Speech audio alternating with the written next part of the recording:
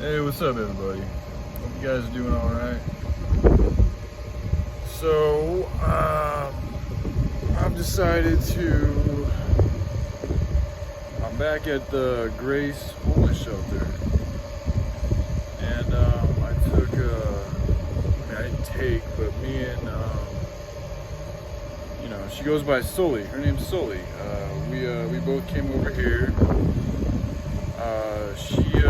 She was here a while ago, and she got into some trouble, and so they banded her for like a year.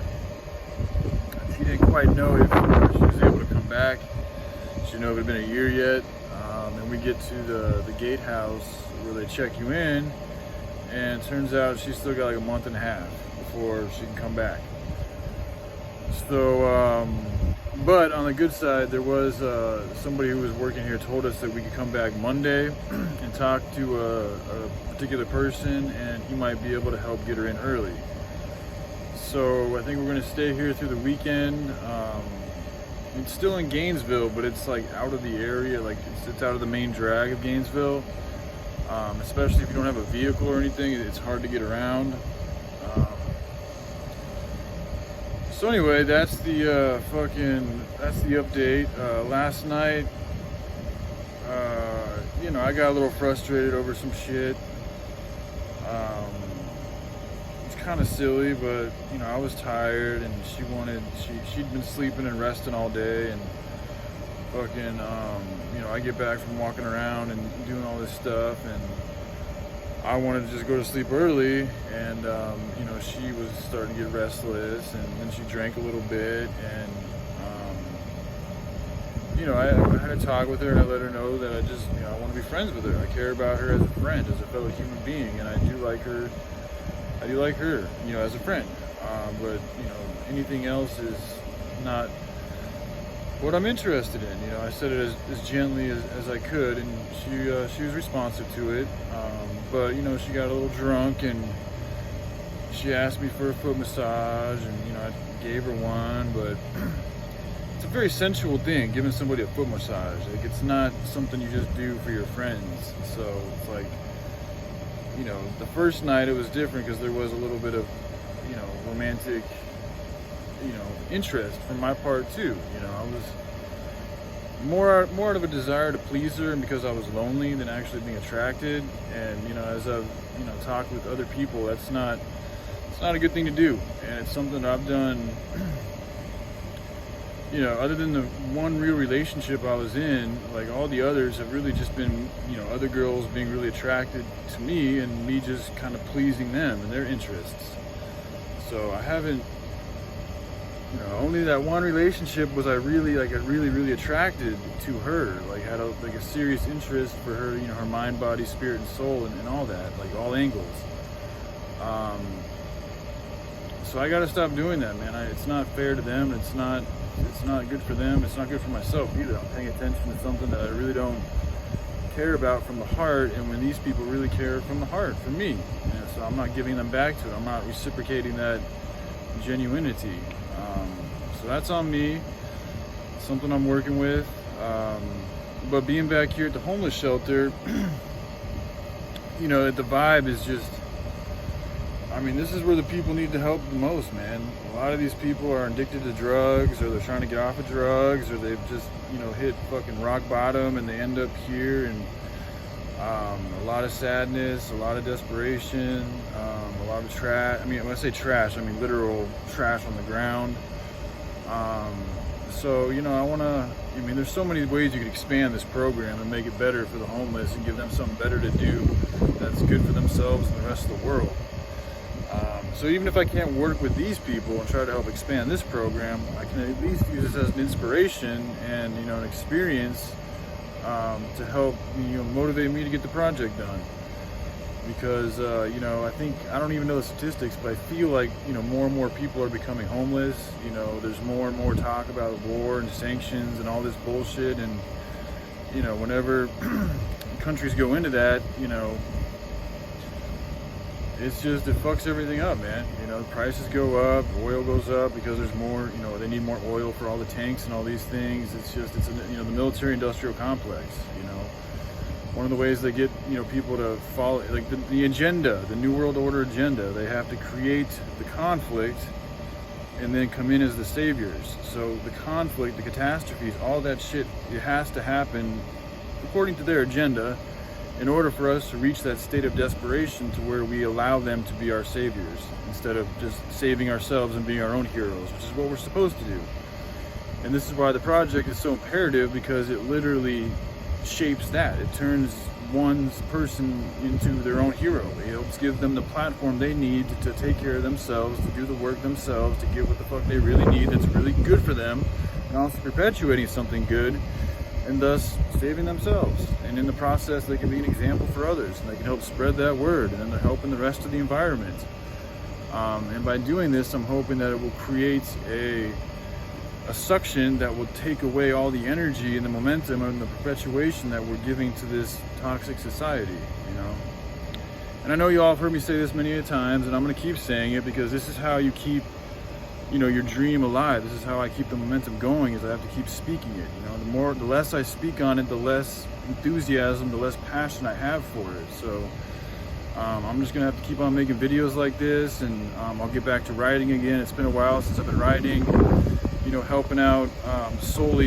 You know, it is, I mean, she really needs help. She doesn't, like, you know, she doesn't even know how to contact her family. She doesn't have any friends to contact. She has nobody, and she's disabled. You know, she has serious back problems. She can't even carry her own gear around, and now she can't even get a place here at fucking this homeless shelter. And she spent her last fucking $17 on a taxi trip here after I called, you know, Grace yesterday and asked them, and they're like, yeah, just bring her in, you know, it shouldn't be a big deal. And I told them all about the fucking her history, and they made it sound like it wasn't gonna be a problem at all. And, you know, at the time I didn't even think to be like, yo, should you guys, like, can you check, like, is there a way you can make sure it's okay so we don't get our asses all the way over here and be told we're not allowed in?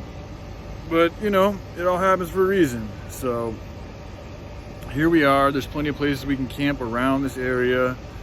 Everybody's being pretty super chill and cool. She's taking a nap right now. She's been beat, you know, and I don't blame her. You know, she's, you know, 13 years older than me, and she's been through a lot. So she's resting. Again, we're just friends, you know. And she is a good friend. She's a good companion. She's been through a lot. She's extremely intelligent. And, you know, it is good to have just somebody else to walk with, you know, on this journey. You know, I've been on my own for so long, and especially being a female. You know, I was talking about having a female friend and stuff. Like, you know, it's helping me learn how to take care of other people, you know, and not just, like, just being considerate, like, you know, taking a step extra to do the little things for them, like set up a tarp for them, or, you know, get their water bottle, or pick up something they drop. Like, it's little shit like that I miss doing, you know. And it's nice to have an opportunity to do that and to help out and to pay the love forward. I think it's also good experience for me in any type of future relationships I have with females, because, you know, it is a merging of two energies, and I've been just working with my own energy for so long. You know, it's just it needs, you know, practice.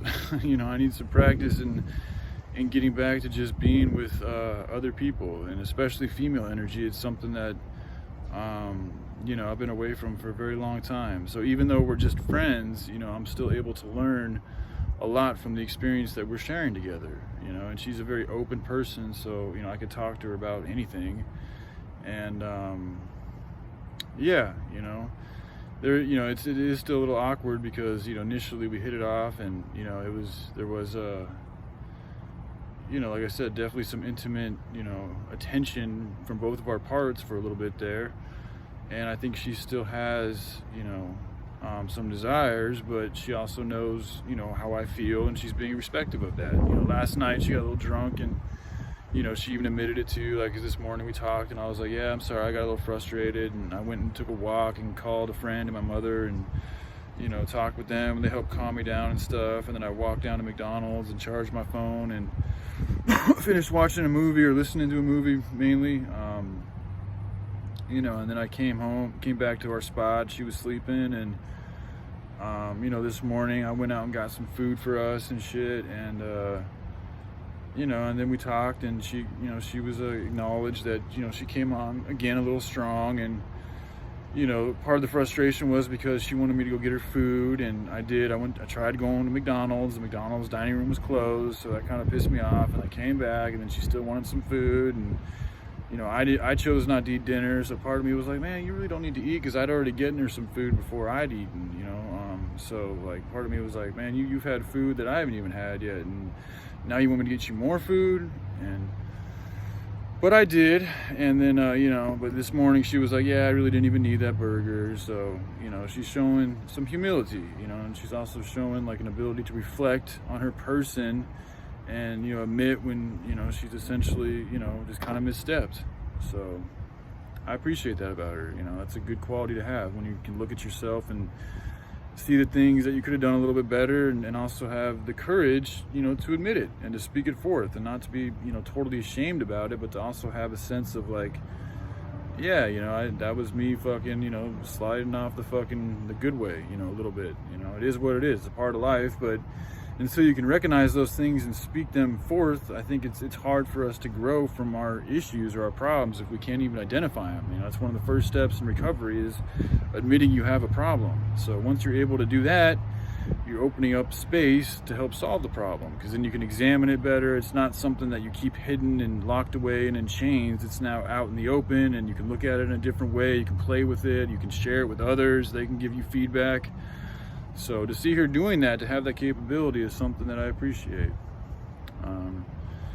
So yeah, I mean, I look forward to sharing you guys this place, because it's a wild place, man. I mean, there's all sorts of fucking different characters here. There's a lot of, you know, like I've already shared, there's fights here all the time. There's bodies all over this place. There's drugs all over the fucking place. Like, as soon as we got here, dudes telling us, yeah, I sell weed and fucking crack, and, you know, this is just in the parking lot of this homeless shelter.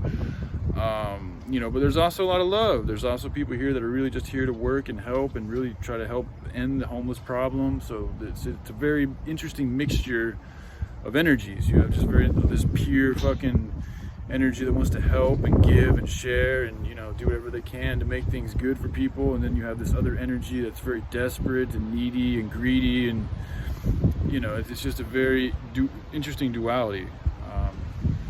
And I actually like it. I find being in type of these places like very stimulating, because it's just, you know, it's raw. Like there's a rawness to it. There's no bullshit. Like, you know, people fucking, they really speak how they feel. There's no like, oh, I want to be polite and, you know, not say this and not say that. No, they let it out. They fucking let the shit out, you know. And because of that, there's an authenticity that is hard to find.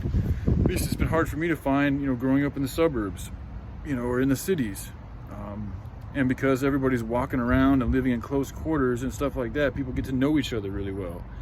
Whereas when you live in a city, it's a big ass city, there's tons of people. A lot of times you walk past people and you never see them again, so you don't really get a chance to know them. But here, I got a chance to get to know people. So, and there's a lot of hurt people that I could, you know, I'd like to try to listen to and see, even if it's just to listen to their problems, you know, and to see and to share the message of hemp and love and the word, and, you know, see what good that can do for people. So, all right, I love you all. I hope you all have a good day. All right, bye.